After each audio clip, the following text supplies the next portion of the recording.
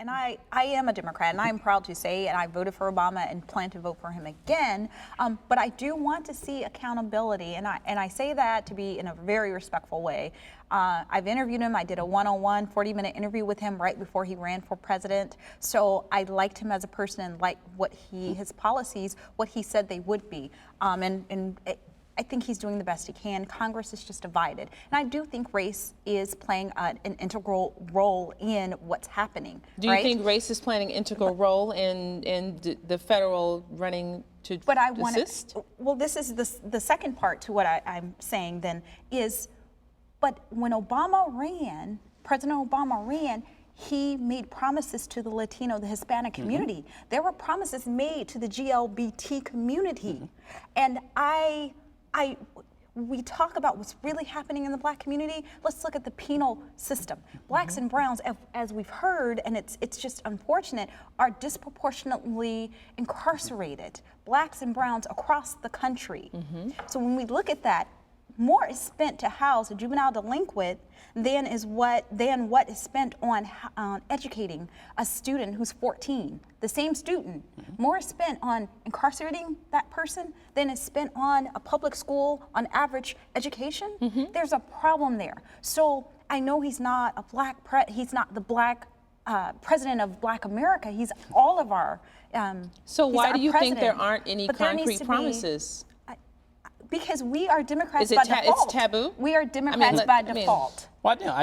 We are often, and I don't want to stereotype here, but often black folks will vote Democrat because that's what we're supposed to do. There needs to be, and it's not just about President Obama, it was for President Clinton and Jimmy Carter, President Carter. There needs to be more. What are you going to do for us? If you can promise Hispanics something, then why can't you promise things that are something to the African American community that doesn't make you a black president in the sense you're only caring about the black community, you care about the Hispanics? So I think that there's a... Go ahead. I think that even talking about it from terms of the prison system I think is one great example. So if we look at the Troy Davis situation, right? You know, that just happened recently. You saw an amazing upswell of concern from within our own community, but also others in different communities as well. I think one thing, though, that, you know, every time we have something kind of that level that really speaks to our community, we'll get riled up, definitely. And we saw this even in Chicago a lot with, you know, the Darion Albert situation, where it'll be kind of this temporary upswell of energy around and being involved and engaged, excuse me, in this larger process. But what we don't necessarily do well enough or consistently enough in those large numbers is to consistently mobilize ourselves as well around these issues. If we understand the penal system as being an issue that, frankly, is directly, you know, kind of opposed to the investment to some extent, probably even in education, we need to look at that as an ongoing issue, and that should not just, you know, bubble up when we have, you know, hit a certain number of murders for kids in Chicago. It should be every year we are actually investing in, you know, reentry programs for folk coming out, that we're actually looking at this issue of, you know, black boys being treated, you know, being charged as adults in Chicago, and understanding that has impacts beyond this. And, you know, we see it when we get to that worst case scenario. But it's hard for us to Temple's point, to hold someone in Washington accountable if we don't necessarily have the mechanism to mobilize ourselves around these specific issues. Right. You know, even with the Troy Davis situation, a lot of what you saw was, you know, really Amnesty International jumping in front of that, right? And that's not to say that there weren't black organizations that were just as active, but, you know, how do we have organizations that are resourced enough, that are able to be agile enough to really mobilize around these issues, where you can actually put pressure on politicians or whoever it is that are actually there to represent you. Well, let me ask you this. What is the ideal coalition that African Americans should be building in order to address the issue regarding the recession and the deep impact that it's having on us? So we went blue sky. In the utopian world. In the utopian world. So I think I think it's a weird situation, and I'm far from an economist, so I'm sure there's plenty of this that I don't understand in detail. But, I think that there are a lot of kind of short near-term solutions that folk are looking at right now, which are still necessary, of course, right? So a lot of these jobs that, whether it's, investing in infrastructure and then getting a lot of construction jobs, or trying to save certain jobs, but also even we had the jobs plan. So you're talking about the jobs plan Yeah, announcement. let's talk about the jobs plan real quick. It's when you talk about construction, that's a part of it, and on a local state, I believe 100 and.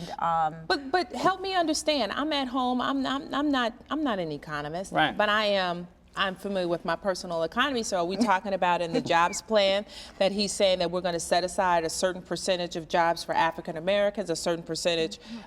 Is that what we're talking about? My larger point is that but money is going to go into education.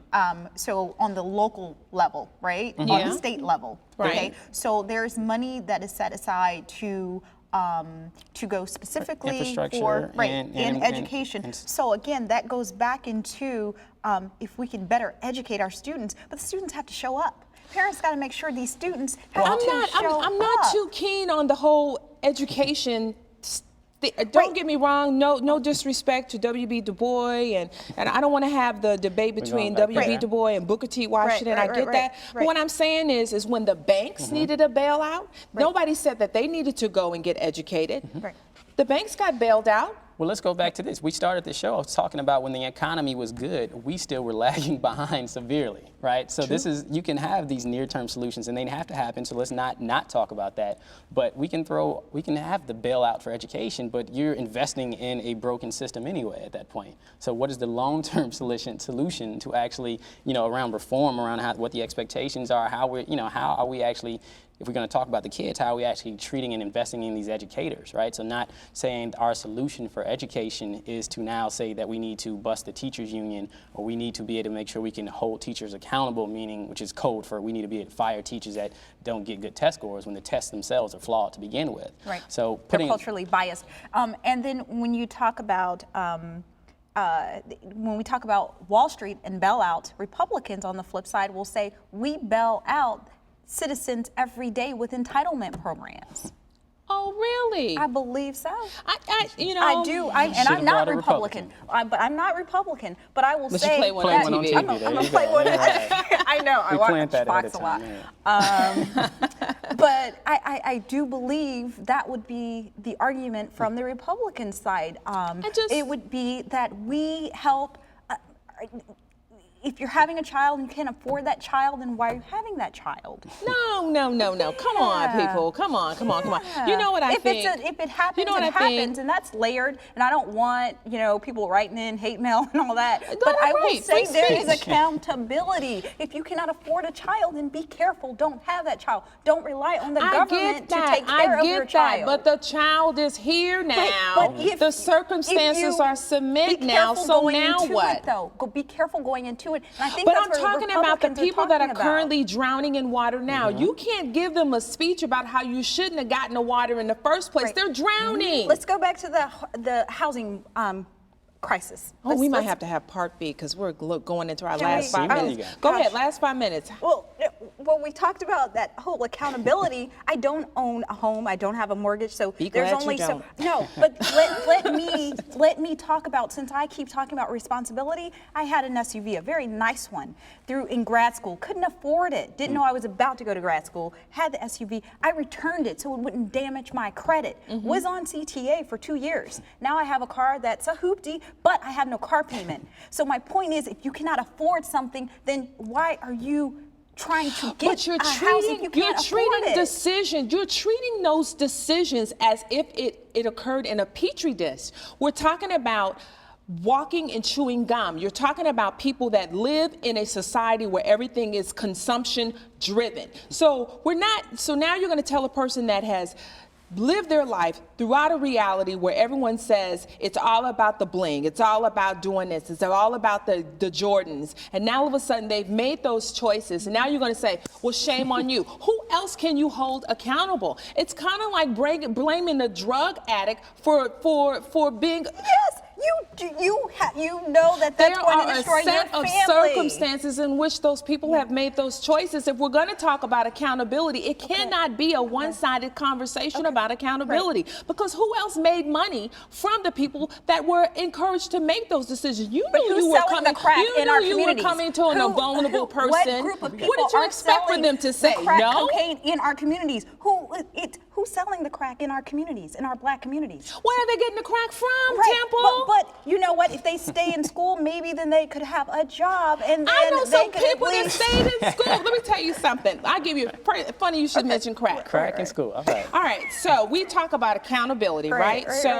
One now, crack has been invading the black community, and we all know one of the major ingredients for crack, from what I understand, so don't nobody get, I'm not a crackologist, is baking soda, okay? Hold that thought.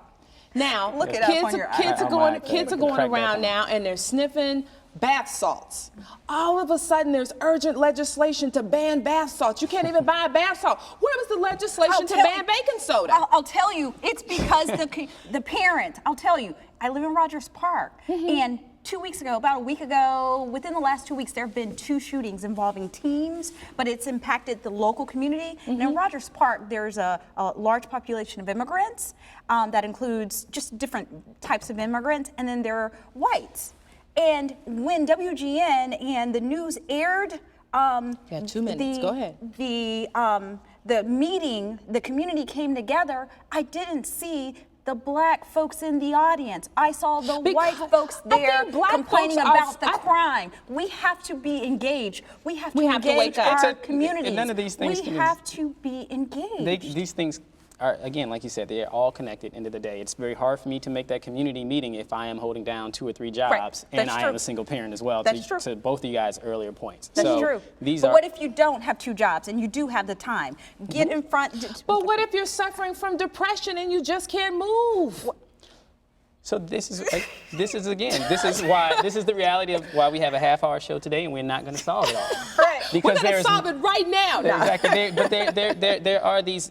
So the spirit of some of these jobs programs and these bailouts and such, are investing still in infrastructure. But I think we might, and a lot of times we're looking at infrastructure in a very simplistic manner, right? So even in education for this jobs plan, it can be investing in, I think, savings, teacher jobs that may have otherwise been lost. And infrastructure. But again, how does that play into long-term reform in terms of just education? To both of you guys spoke around mental and physical health. What are those programs looking like to make sure we have these programs in the west side of Chicago? I can go into K-Town and I can make sure that there is. Not to cut you off. Unfortunately, we're down to the very last hour. Maybe we can do a part B of this discussion, and I certainly hope we do. James Baldwin wrote, "Not everything that is faced can be changed, but nothing can be changed until it is faced. Until the economic reality of all Americans is faced, we have to ask what changes are being made and for whom." For the professors, I'm CM Winters Palacio. Thank you for watching and coexist.